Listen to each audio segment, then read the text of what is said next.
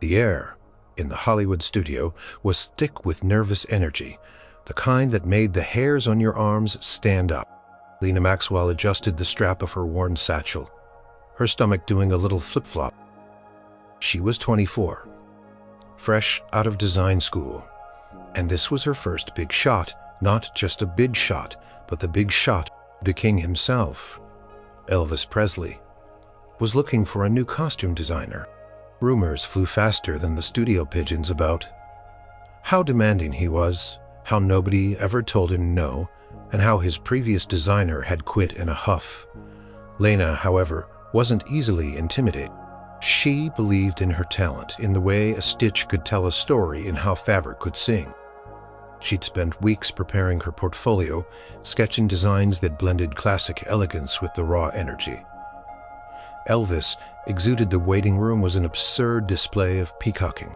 Older established designers looking like they'd swallowed a whole fashion magazine sat stiffly in their expensive suits, occasionally casting disdainful glances at Lena's simple but chic thrift store dress. They whispered about their connections, their past triumphs. Lena just focused on her breathing, on the rhythmic beat of her own creative heart. Finally, a harried assistant called her name. "Miss Maxwell, Mr. Presley will see you now." Lena took a deep breath and walked into the cavernous design room. It was huge, filled with mannequins, bolts of fabric and sketches tacked to corkboards, and there he was, Elvis Presley. He wasn't just a man, he was a force of nature even when standing still.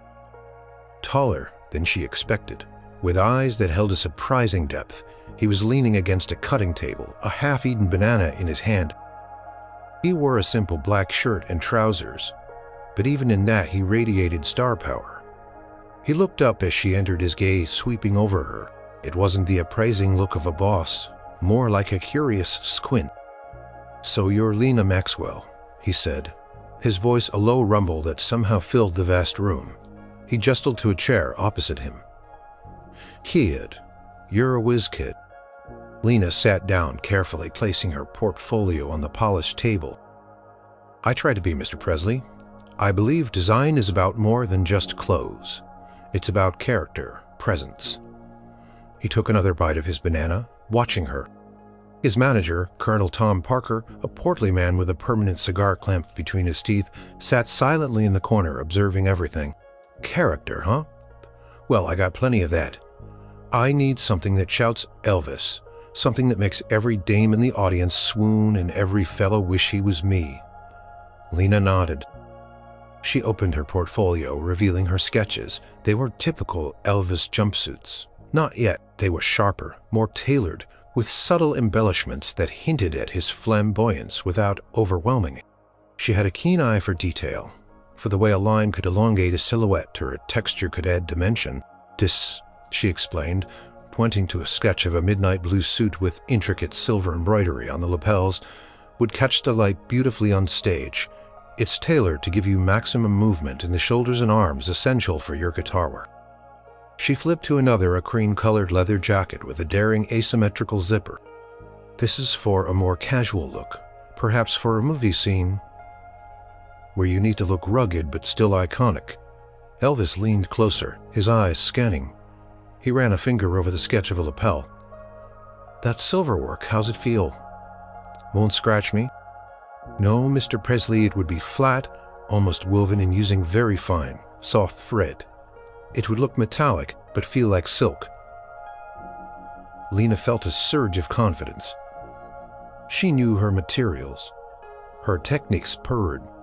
"Quality design is an investment, Colonel. It pays dividends in audience perception and longevity, and I'm resourceful." Elvis, however, ignored his manager. He picked up one of Lena's fabric swatches, a rich crimson velvet. This feels good." He held it up to the light, then surprised Lena by rubbing it against his cheek. "You know your stuff, Lena Maxwell." Lena felt a warmth spread through her. "Thank you, Mr. Presley." He tossed the swatch back onto the table. "All right, tell me, Lena, what's the biggest mistake other designers make when dressing me?" "It was a test." Everyone else would say, "None, Mr. Presley.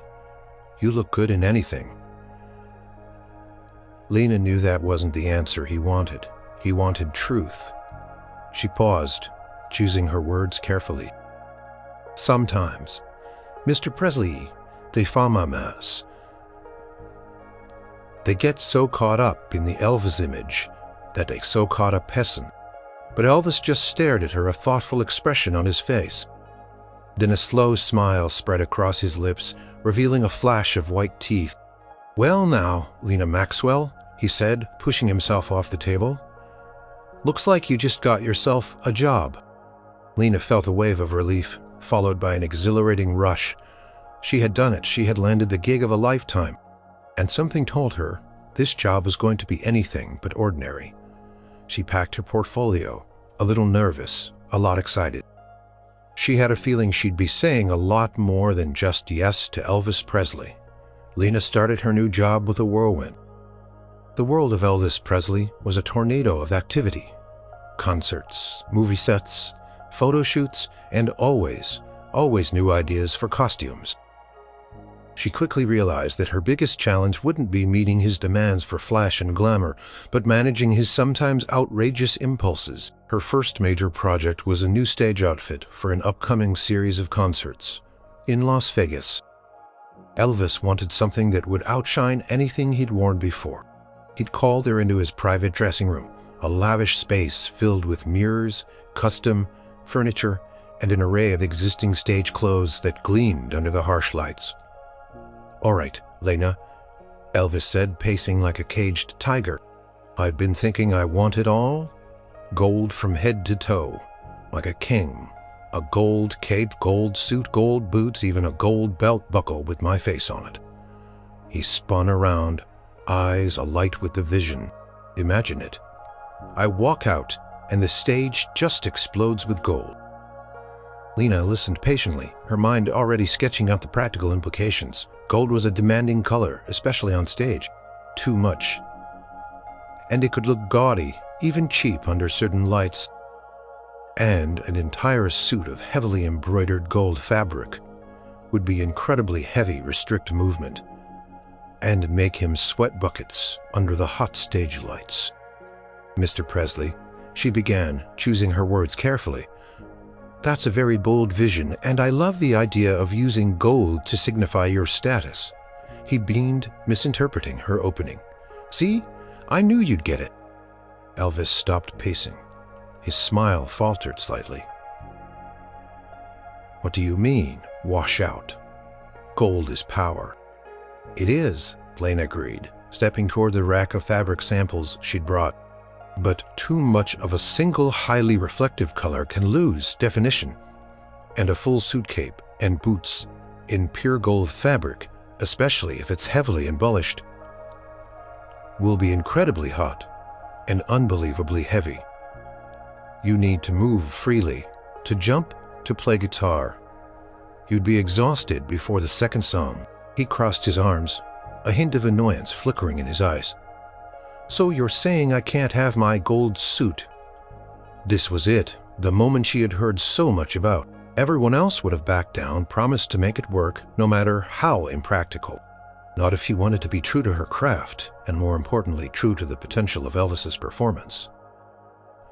"No, Mr. Presley," Lena said, her voice calm but firm.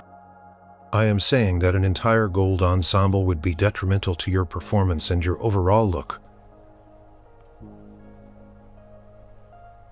Rather than enhance you, it would be a costume for a statue, not for a dynamic living performer." The air in the room seemed to thicken. Elvis stared at her, his lips pressed into a thin line. He wasn't used to hearing the word no, especially not from someone who worked for him.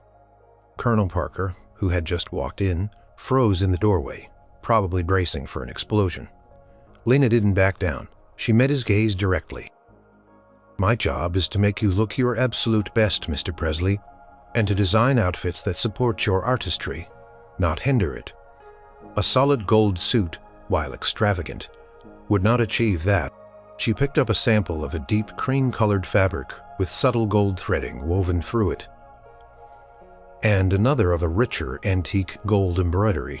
This gives you the opulence, the regal feel, without the weight and without washing you out. The gold becomes a focal point, a powerful statement, rather than an overwhelming flood. She held up the cream and gold fabric, then the pure gold one. Which one makes you stand out, Mr. Presley? The one that screams gold, or the one that subtly hints at royalty, allowing your presence to be the true star? Elvis looked from the fabric samples to her face, then back to the samples. He was clearly thinking, weighing her words. The initial annoyance began to fade, replaced by a flicker of curiosity, then grudging understanding. He took the cream and gold fabric from her, rubbing it between his fingers. He mumbled, his voice less accusatory, more thoughtful. So, you're saying a little gold goes a long way? Exactly, Lena confirmed, a small smile touching her lips. It makes the gold more precious, more opal. It elevates the entire look. He walked over to a full-length mirror holding the fabric against himself. He tilted his head, picturing it. Colonel Parker, who had been holding his breath, let out a quiet puff of cigar smoke. Finally, Elvis turned back to Lena. All right, Lena Maxwell, you made your point. No solid gold suit. But I still want a lot of gold. A whole lot. Lena nodded, relieved, but also a little triumphant. We can certainly make it look like a whole lot, Mr. Presley, without compromising your performance or your comfort. He gave her a wry grin. You're a stubborn one, aren't you? Only when it comes to my work, Mr. Presley, she replied, a genuine smile forming. And your best interest, he chuckled. I think you might be the first person to ever tell me no and get away with it. Let's see what you can come up with then. But make it shine, Lena. Make it really shine. Lena felt a thrill. She hadn't just survived. She had established a new kind of relationship. One built not on blind obedience, but on honest professional respect. This was going to be an interesting journey. The no to the gold suit incident, as Lena privately called it, marked a turning point in her professional relationship with Elvis. He still had grand, sometimes impossible ideas. But now he listened. He might grumble. He might try to push back, but he listened. And Lena, in turn, learned to phrase her objections, not as dismissals, but as creative solutions. Their collaborative process became a fascinating dance. Elvis would burst into her studio, often late at night, with a new inspiration.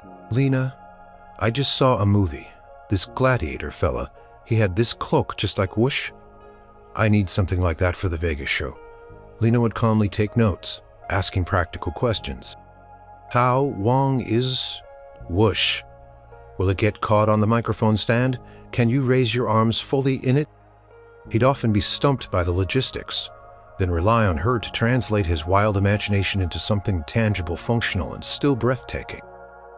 She introduced him to new fabrics, lighter materials that mimicked the richness of heavier ones, and clever construction techniques that allowed for maximum movement. One memorable project was for a movie set in Hawaii. Elvis wanted a casual, laid-back vibe, but still distinctly Elvis. He initially insisted on a traditional Hawaiian shirt in bright, clashing pattern. Mr. Presley, Lena said, holding up a sample of a muted, elegant floral print against the dark background.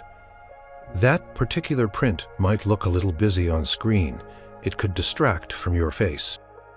Busy, it's fun, it's Hawaii, he argued, though his tone was lighthearted now. He trusted her eye. It is, but remember the camera sees things differently, she explained, pulling out a sketch. Imagine this, a custom-designed shirt, still a Hawaiian print, but with larger, more stylized flowers. Maybe a dark background. Most deep ocean blue. Sophisticated. Huh? You think I can pull off sophisticated in a Hawaiian shirt? He grinned.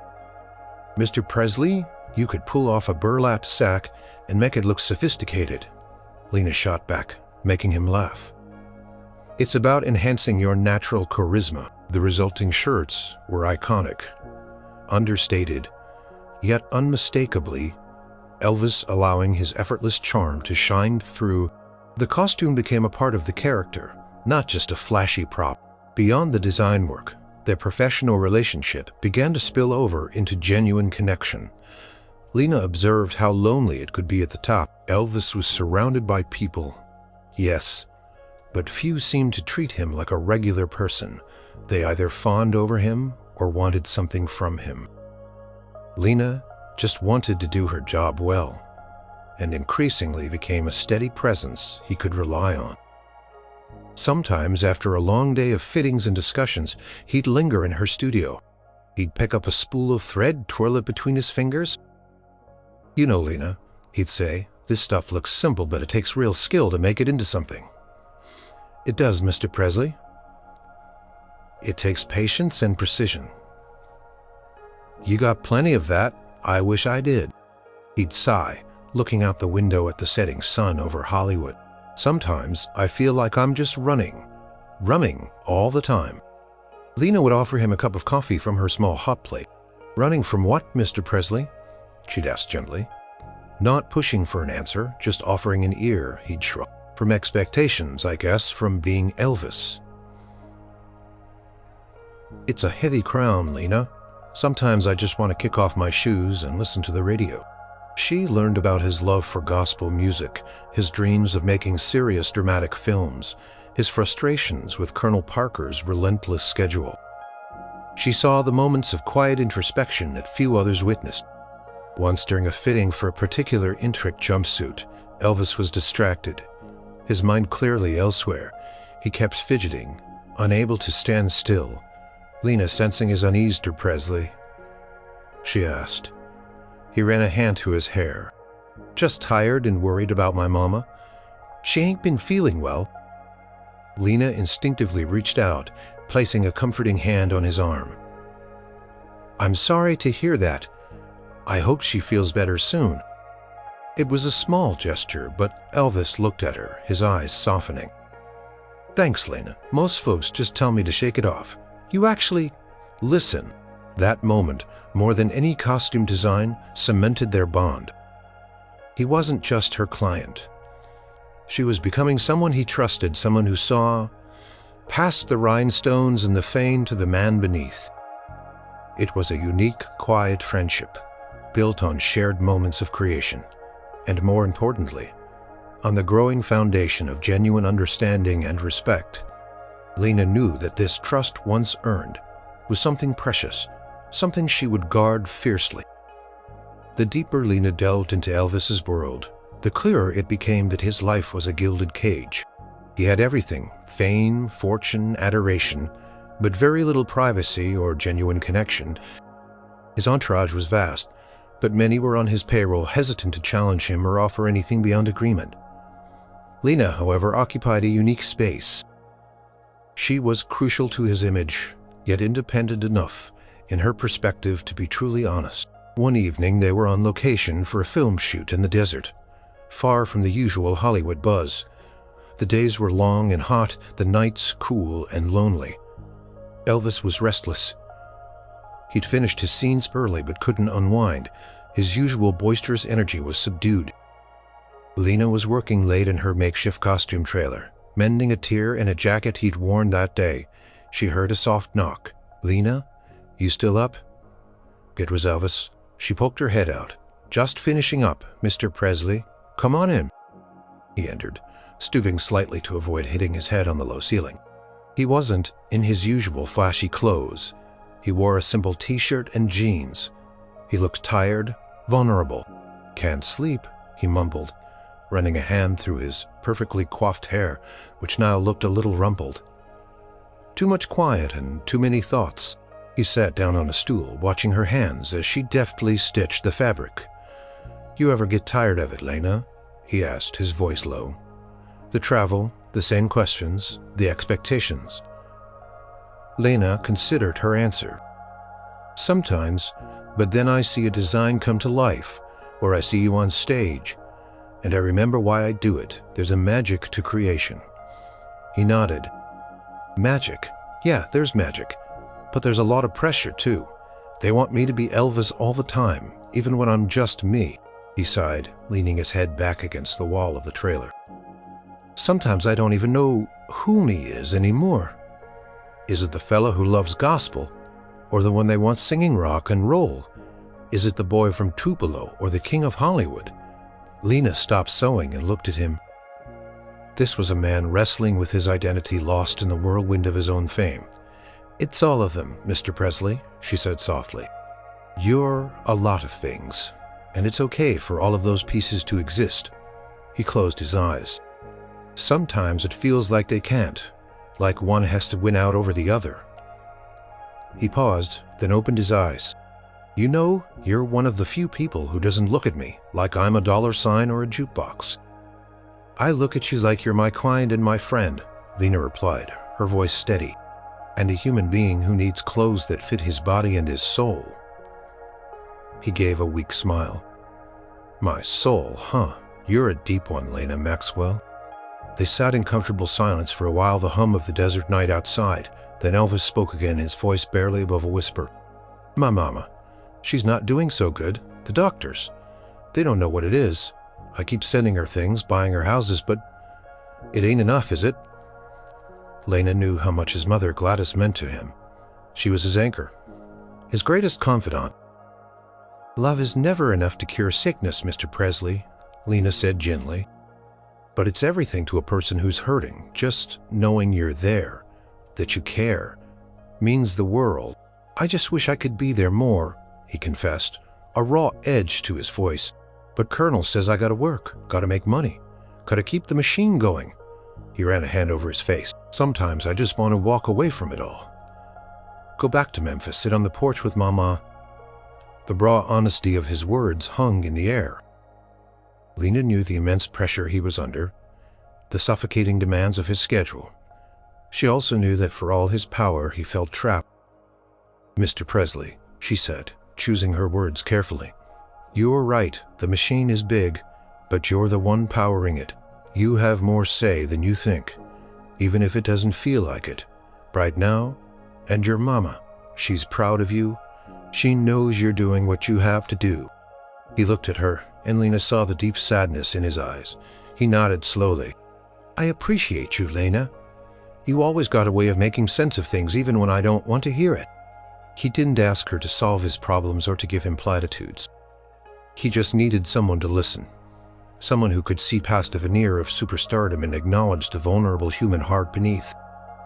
And Lena, with her quiet strength and unwavering honesty, was exactly that person for him. She saw the king, yes, but she also saw the man Elvis, and in those quiet moments, she offered him the solace of being truly seen. Their friendship deepened over the next few months, woven into the fabric of daily fittings, late-night discussions, and shared moments of quiet understanding. Lena became an indispensable part of Elvis's inner circle, not just for her talent, but for her grounded presence. Yet even in friendship, boundaries were important, and Lena was about to learn that telling Elvis no extended beyond just costume design. It was a particularly hectic week. Elvis had just wrapped up a demanding film and was immediately plunging into rehearsals for a new television special. The pressure was immense, and everyone around him felt the strain. Lena was working overtime, refining designs, adjusting fits, and troubleshooting last-minute issues. One afternoon, just as Lena was about to leave, after a grueling 14-hour day, Elvis called her into his private suite at the Beverly Hills Hotel. He was surrounded by his usual entourage, the Memphis Mafia, his cousins, his bodyguards, all laughing, playing pool, and generally creating a loud, chaotic atmosphere. "Lena, just the person I wanted to see," Elvis boomed, waving her over. He had a half-empty glass of soda in his hand, and his energy was buzzing, almost manic. "Listen, we're having a little poker game tonight, just the boys. But we need a dealer. You're good with your hands, right? You can deal cards, Lena felt a knot tightened in her stomach. Her head was pounding. She was exhausted, and all she wanted was to go home, soak her aching feet, and get some much-needed sleep. More importantly, she knew that stepping into the role of card dealer for an evening with the Memphis Mafia was stepping far outside her professional boundaries. It blurred the lines between designer and personal assistant, friend and paid companion. "Mr. Presley," Lena said, trying to keep her voice even, "I appreciate the invitation, but I really can't tonight. I have a lot of work to do on the sequin patterns for the special, and I'm quite tired." Elvis waved a dismissive hand. "Nonsense, we'll just order some food, have some laughs, relax a little. The sequins can wait. Come on, Lena. It'll be fun. You gotta loosen up sometimes." He gestured to an empty chair at the poker table, "just for a few hours." The Memphis Mafia members glanced at her, some with expectant smiles, others with mild curiosity. It was clear they expected her to agree. No one said no to Elvis. Not only was she genuinely exhausted, but she also knew that if she started blurring those lines, it would be impossible to ever put them back. Her value to Elvis and to herself lay in her professional integrity and her unique perspective. She wasn't just another yes person in his orbit. "Mr. Presley," Lena repeated more firmly. "This time, with all due respect, my job is to design your costumes, not to deal cards or socialize when I have work wake ways in. My priority is ensuring your outfits are perfect for the special.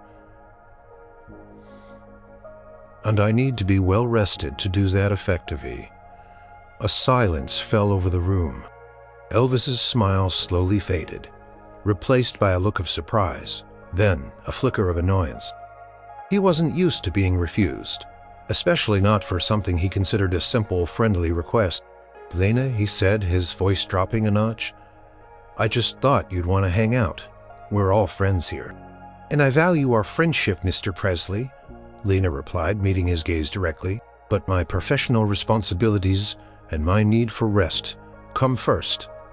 If I'm exhausted, I won't be able to do my best work for you tomorrow. And that's not fair to either of us." His jaw tightened. One of the guys at the poker table cleared his throat awkwardly. The air was thick with tension. It was clear that Elvis felt personally rebuffed, perhaps even embarrassed in front of his friends. "Fine," Elvis said, his voice cool and distant. "Suit yourself, Lena." He turned away from her, picking up his cards, signaling that the conversation was over. The other men exchanged glances, and Lena knew she had just navigated a tricky situation. She excused herself quietly and left the suite, the sudden chill in the air stinging more than the exhaustion. The next morning, Lena arrived at the studio, bracing herself. She wondered if she'd made a mistake, if her stubbornness had jeopardized her job. When Elvis arrived for his fitting, his demeanor was initially reserved, almost formal. He barely made eye contact. Lena proceeded, with the fitting professionally measuring, adjusting, offering her usual precise observations. The silence stretched heavy and uncomfortable. Finally, as she was pinning a sleeve, Elvis spoke, his voice softer than she expected. "You know, Lena," he said, "you really are something else." Lena paused, looking up at him. He met her gaze, and a small, almost shy smile touched his lips. "You told me no last night in front of everyone, you didn't? Back down." He shook his head slightly. "Most people, they just say yes, even if they hated it. Or they'd make an excuse. You just told me the truth." Lena didn't say anything, waiting. "It kinda ticked me off at first," he admitted, a trace of vulnerability in his tone. "Thought you were being difficult. But then I got to thinking about it.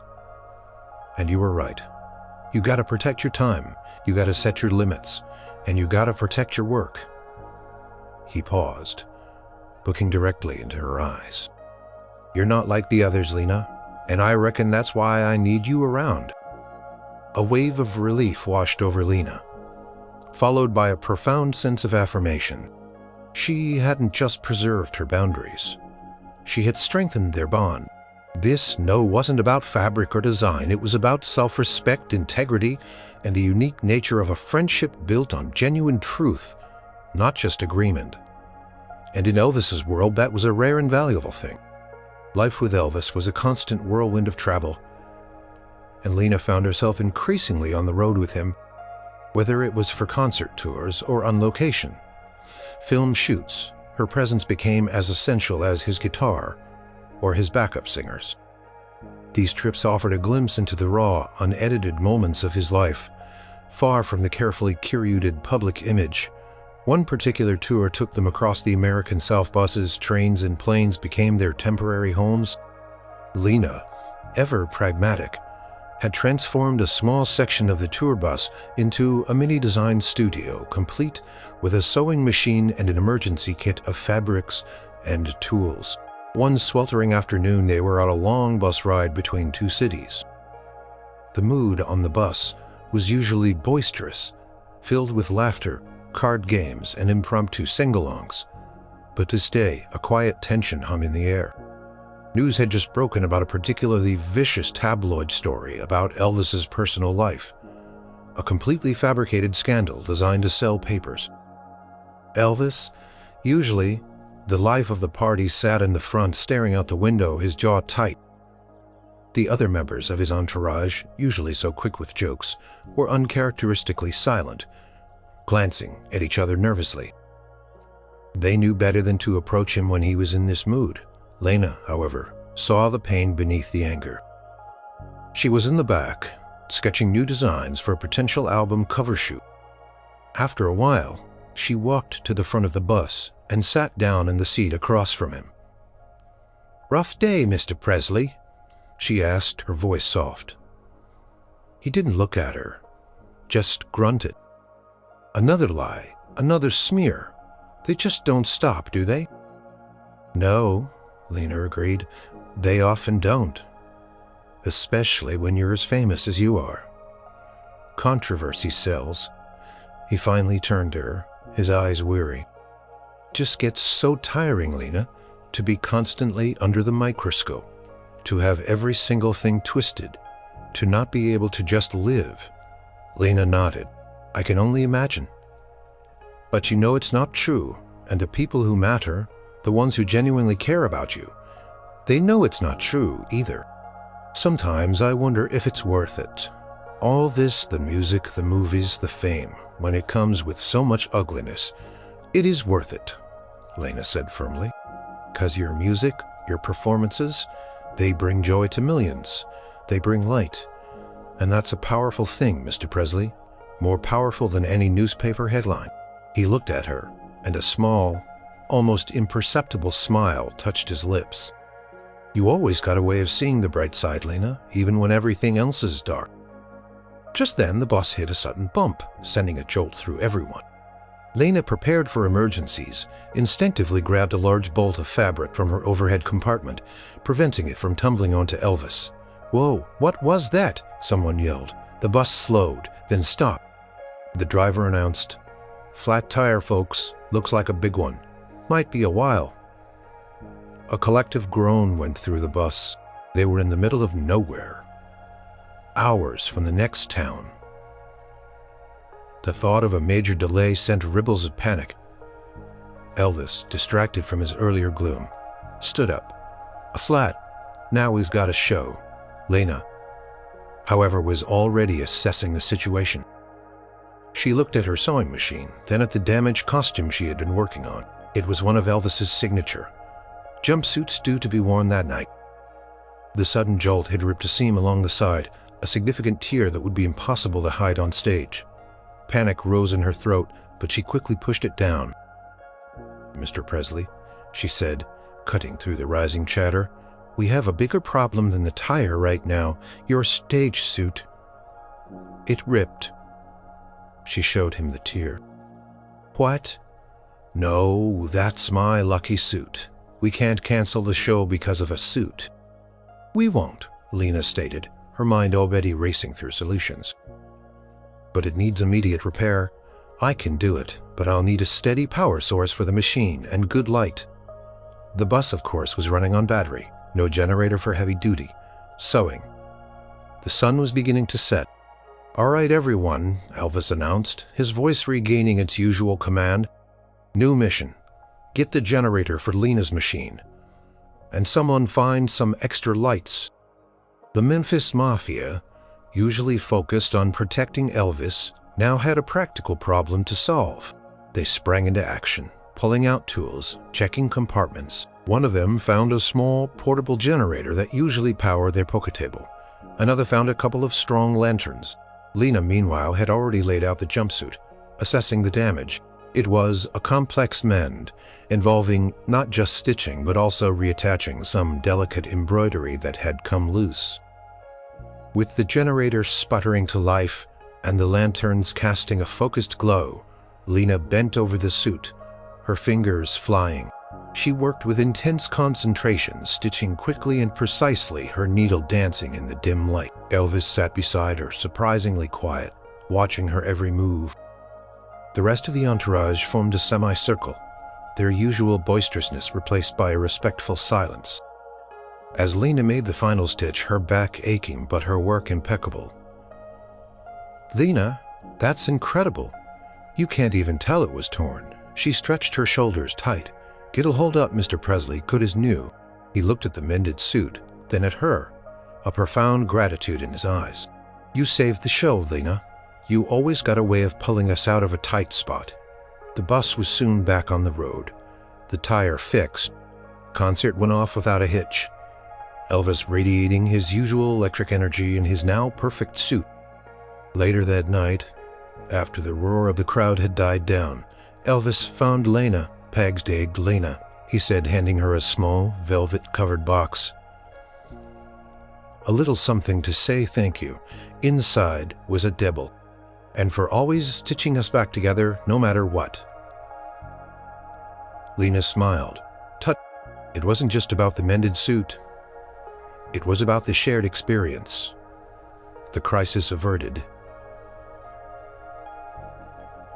and the quiet understanding that had deepened their unique bond. She was more than just a designer. She was a fixer, a confidant, and a steadfast friend in a world that often felt like it was spinning out of control. As the years progressed, Elvis's fame reached stratospheric levels. He was no longer just a popular singer. He was a global phenomenon, the undisputed king of rock and roll. But with that unparalleled success came an equally unparalleled pressure. The demands on his time, his energy, and his very being became immense. Lena, ever the astute observer, began to notice the subtle cracks appearing beneath the dazzling surface.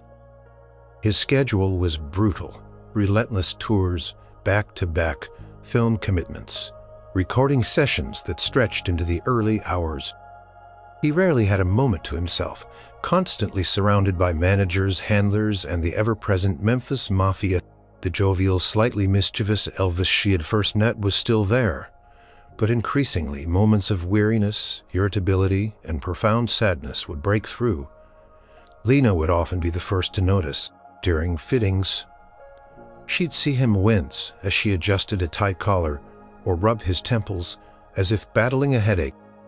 His once boundless energy on stage sometimes felt forced, almost mechanical, by the end of a long tour. He started to rely on pep pills to get through the day and sleeping pills to shut down his racing mind at night. The pills were discreet, but Lena, with her keen eye for detail and her growing concern for him, couldn't help but notice the subtle changes in his demeanor. The way his eyes would sometimes seem a little too bright or a little too dull. One afternoon, during a fitting for a particularly elaborate Vegas jumpsuit, Elvis seemed off.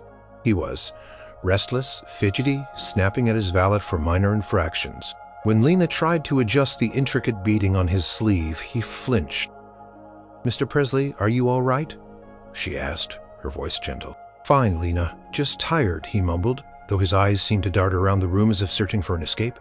He was paler than usual, his movements jerky. "You've been working too hard," Lena ventured, knowing she was stepping onto sensitive ground. "You need a break, a real one," he snorted. "Break Colonel says there's no time for breaks. Gotta keep the gravy train rolling." "But at what cost?" Lena asked, a quiet urgency in her voice. She wasn't just his designer. She was his friend. You burning out, expressing her concern. Just finish the fitting, Lena. I've got a meeting with the studio in 20 minutes. She continued her work, but her heart ached for him. She knew he was trapped, but she also knew he was contributing to his own cage. His desire to please, his boundless ambition, and his trust in Colonel Parker's relentless business acumen were slowly eroding his well-being. Later that week, after a late-night recording session, Lena found Elvis alone in the studio, hunched over the piano, picking out a mournful gospel tune. He looked utterly exhausted, the glamour stripped away. "You going to be able to get any rest tonight, Mr. Presley?" she asked, entering quietly. He looked up, his eyes bloodshot. "Don't know, Lena. My mind just won't shut off. Too much noise up here." He tapped his temple. Lena sat beside him on the piano bench. "Have you tried just sitting with the quiet, not trying to fill it?" He shook his head. "Quiet is dangerous. That's when all the demons come out." He gave a humorless chuckle. "The ones that say I'm not good enough, that I'm a fake, that it's all gonna end tomorrow." This was the deepest she had seen his vulnerability. The king haunted by insecurities. It reinforced her belief that she had to be a steady, honest presence for him. "Mr. Presley," Lena began, her voice soft but firm, "you are not a fake. You are one of the most talented people I have ever met, and you have earned everything you have. Don't let those voices tell you otherwise." He looked at her truly, looked at her, and in his eyes she saw a profound loneliness. "It's easy for you to say, Lena. You don't have to carry this." He gestured vaguely around the opulent studio encompassing his entire existence. "No, I don't," she conceded. "But I see it, and I see you. And I know that you are more than just the king. You're a good man, Mr. Presley, and you deserve peace." He leaned his head against her shoulder for a brief moment, a gesture so uncharacteristic that it startled Lena. It was a silent plea for comfort, a moment of raw human connection in a world devoid of it. "I wish I believed that, Lena," he whispered. "I truly wish I did." Lena didn't offer any more advice. She just sat there, allowing him the rare comfort of silence and unspoken empathy. She knew that her "no" here wasn't about a design choice. It was about the silent protest against a lifestyle that was slowly consuming him. It was a plea for him to slow down, to listen to his body and his soul before it was too late. She couldn't force him to change, but she could be an anchor, a steady hand, and a voice of truth in a world that increasingly fed him illusions. The decline Lena had observed in Elvis became more pronounced. His dependence on pills grew, fueled by the relentless demands of his career and the increasing pressure from those around him who benefited from his non-stop productivity. Colonel Parker in particular seemed oblivious or perhaps willfully ignorant to Elvis's deteriorating health, pushing for more tours, more movies, more money. One day, Elvis called Lena into his suite, not for a fitting, but for a brainstorming session. When she arrived, she found him sprawled on the couch, looking pale and disheveled. Scattered around him were stacks of album covers, movie posters, and magazine clippings. "Lena, come in," he said, his voice a little slurred, his movements sluggish. "Got some big ideas. We're gonna revolutionize my image." Lena felt a cold dread settle in her stomach. His big ideas, when he was in this state, often bordered on the nonsensical. He pointed to a garish album cover, featuring a singer in an absurd, overly ornate costume. "See this? This is it. We need to go even bigger. More glitter, more sequins. I want a cape that touches the floor and a collar so high it practically scratches my ears." He pulled out a sketch he'd hastily scrawled. A jumpsuit so encrusted with jewels that it looked like it weighed 100 pounds, with a cape that rivaled a circus tent. "This is going to be the greatest outfit ever. They'll never forget it." Lena picked up the sketch, her heart sinking. It was everything she had fought against: impracticality, gaudiness, a costume that would utterly overwhelm him. This wasn't about enhancing his performance, it was about hiding the struggling man inside. It was a desperate attempt to create an even grander facade to cover a deeper vulnerability. "Mr. Presley," Lena said, her voice strained. This is a lot. It's too much," he frowned, his eyes narrowing slightly. "Too much. There's no such thing as too much for the king. This is what the people want. They want spectacle." "They want you, Mr. Presley." Lena caricature. "This design, as it is, would not only be incredibly uncomfortable and heavy, but it would actually cheapen your image. It looks desperate. It looks like you're trying too hard." The word desperate hung in the air like a thunderclap. Elvis stiffened, his eyes flashing with anger. "Desperate? What do you know about it? You just sew the darn clothes. You don't understand the pressure I'm under." "I understand that a costume should empower you, not imprison you," Lena shot back, her own frustration rising. "And this costume, Mr. Presley, looks like a cage of rhinestones. It will drag you down physically and metaphorically." He rose unsteadily from the couch, his face flushed. "You're out of line, Lena. Way out of line. I'm telling you what I want, and you're telling me it's desperate. Maybe you're not the right person for this job anymore. If you can't see my vision, the no that could end everything." Lena took a deep breath, refusing to back down. She loved him in a platonic, loyal way, and because she loved him, she couldn't let him do this to himself. "Perhaps I'm not, Mr. Presley," Lena said, her voice trembling slightly but holding firm. "Perhaps I'm not if my job is to just blindly agree to designs that will harm your image and your performance. I believe in quality. I'd believe in you and this design, in this state." She gestured to the frantic sketch. "It is not you at your best. It's a cry for help." Elvis stared at her, his initial anger replaced by a stunned silence. He had heard no from her before, but never with such intensity, never with such a direct accusation about his state of mind. His jaw dropped slightly. He looked from her face, stern and unwavering, to the sketch in her hand, then back to her. The raw truth of her words, delivered not with malice, but with profound concern, seemed to pierce through the haze of his medicated state. "Cry for help," he repeated, his voice barely a whisper. The fight suddenly drained from him. He sank back onto the couch, looking utterly defeated. Lena put the sketch down, her heart aching. "Yes, Mr. Presley, it is, and I cannot, in good conscience, create. My no to this design is a yes to the Elvis Presley. I know, the one who's powerful, iconic, of glitter to shine." Silence. Long, heavy silence. Lena waited, her stomach churning, ready for the dismissal, ready bond. But she knew she had to say it. For him, for her own integrity, she had given the toughest no of all the silence. At followed Lena's stark no was deafening. Elvis slumped on the couch, didn't move.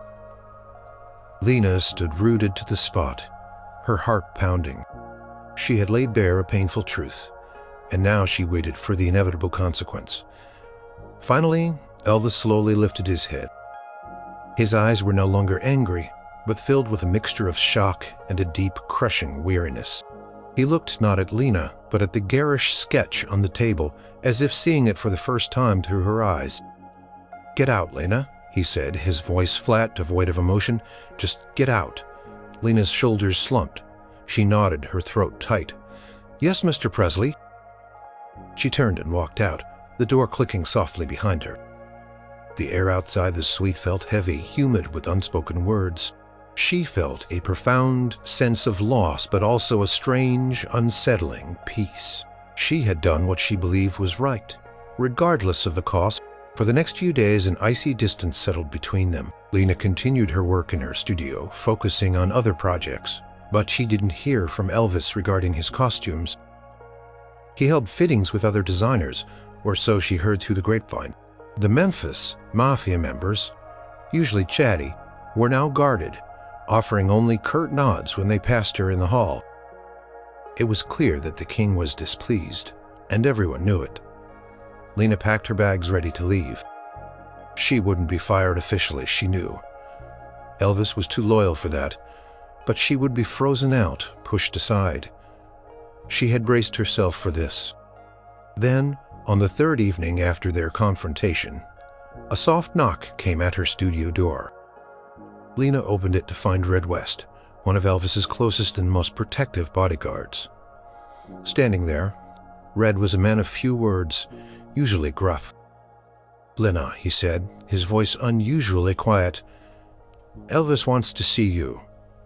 In his suite." Now, Lena's heart gave a jolt. She expected the final dismissal. When she entered Elvis's suite, the usual entourage was absent. Only Elvis himself was there, sitting alone in the dim light, looking utterly exhausted. He was holding the sketch she had criticized, crumpled in his hand. He looked up as she entered. His eyes were still tired, but the anger was gone, replaced by a quiet vulnerability. "Sit down, Lena," he said, gesturing to a chair. Lena sat, her hands clasped in her lap, crumpled the sketch further, then slowly smoothed it out on the table. He didn't look at her, instead. His voice rough, "And I'd been thinking about what you said." He paused. A cry for help. He finally looked at her, his gaze direct and piercing. "You were right, Lena, about all of it. This ain't me." He gestured vaguely at the sketch and the surrounding room. "This ain't who I want to be. It's just, I don't know how to stop, how to slow down, how to get off this train." Lena felt a surge of empathy, so strong it brought tears to her eyes. "It takes courage to admit that, Mr. Presley." He gave a wry, humorless chuckle. "Courage, or just plain tired. Everything you said about the pressure, about the pills, I'm just so damn tired, Lena." He leaned his elbows on his knees, burying his face in his hands. "Everyone else just tells me I'm the king. They don't see the man who can barely sleep, who misses his mama, who just wants to play some gospel music in his living room." Lena rose from her chair and walked over to him, placing a gentle hand on his shoulder. "I see him, Mr. Presley. I've always seen him." He lifted his head, his eyes glistening. "You're the only one who dares to tell me the truth, even when it hurts, especially when it hurts." He looked at the crumpled sketch again. This looks like something a clown would wear, not the king." Lena offered him a soft smile. "It's what you do, not what you wear, that makes you the king, Mr. Presley." He finally managed a small, genuine smile. "I reckon you're right." Picked up the sketch and slowly, deliberately tore it in half. "So, Lena Maxwell, can you still design for the king, the real king?" Lena felt a wave of relief wash over her. "Yes, Mr. Presley," she said, her voice thick with emotion. He extended a hand to her, and she took it, a silent vow passing between them. "Thank you, Lena," he said, his grip firm. "Thank you for not giving up on me."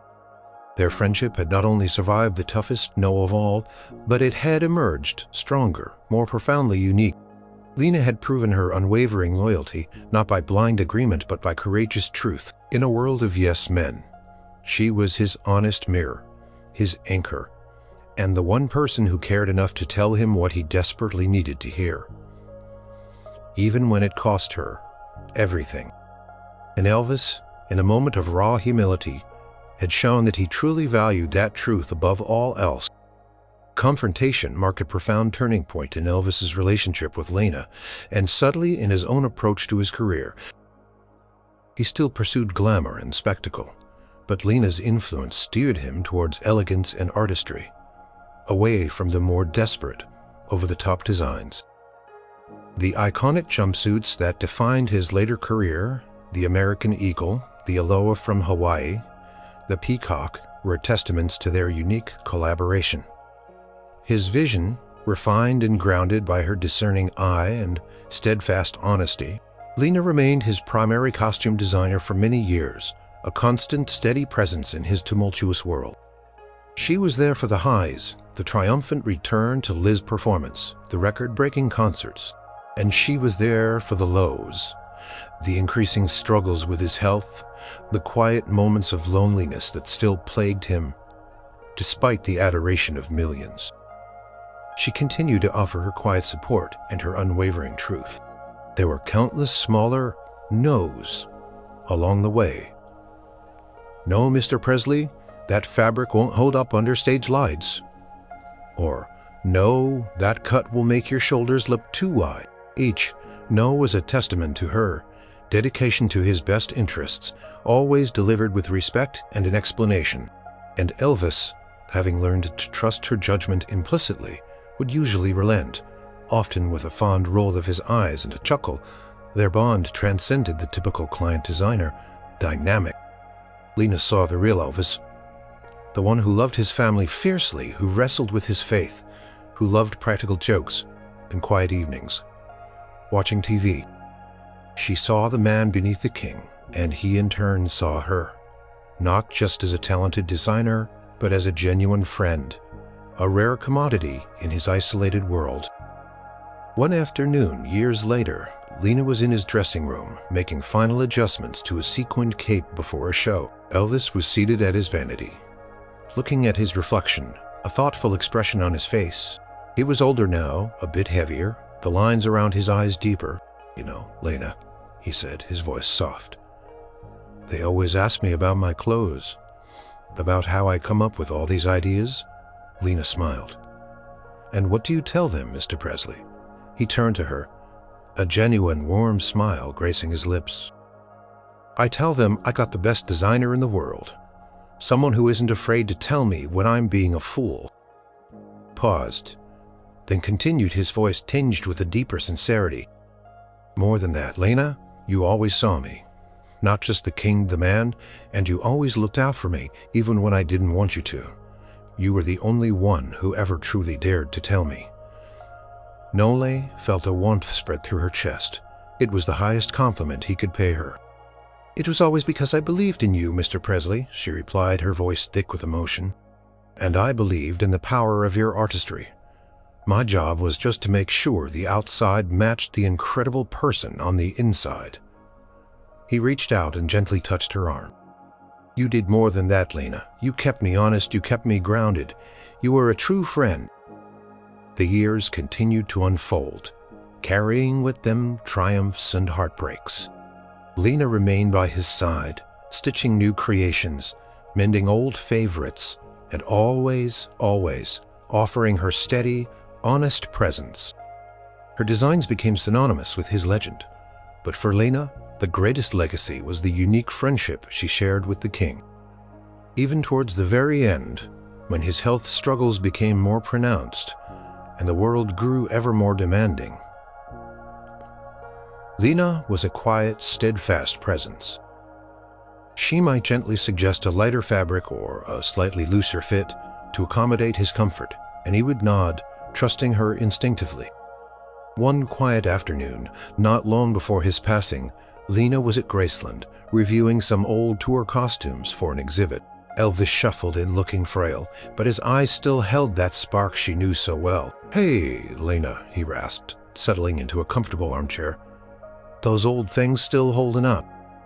"Like new, Mr. Presley," she replied, holding up a sparkling white jumpsuit. "Built to last just like you." He chuckled softly. "Wish that were true, you know," he said, his voice trailing off. "I always wondered if you ever got tired of all this, all the flash, all the demands." Lena folded the jumpsuit carefully. He smiled, a genuine, peaceful smile that reached his eyes. "Neither did I, Lena, neither did I." That was their unique friendship, not built on adoration or subservience, but on radical honesty, unwavering respect, and a profound, quiet love.